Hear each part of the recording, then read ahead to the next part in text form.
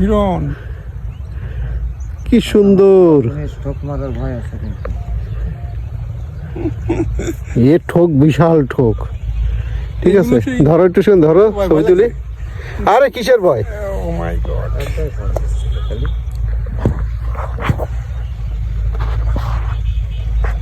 জীবনে ভাই এই প্রথম আমাদের ইউসুফ সাহেব বক ধরিতেছে। মাই গড।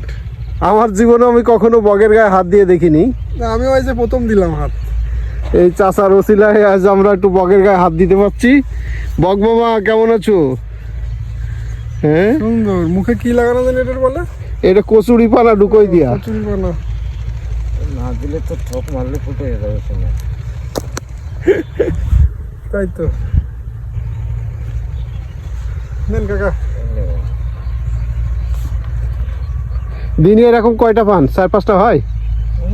হয় না, এই যেমন আমি চলে যাচ্ছে তাই। এমনকি খান না বিক্রি করে দেন? খাওয়ার জন্য বিক্রি করা যায় ও, এত কষ্ট করে। তা ঠিক। সে কয় টাকা কবে যে কষ্ট করে ধরতে হয়। ওই 1-150 গ্রামও তো ওয়েট হয় না ওর গায়ে যে এত বেশি না, কিন্তু ওই খাদ্যে নরম তো তো খেতে ভালো লাগে। এই একদম ওই মাছের কাটার মতো করে চলে।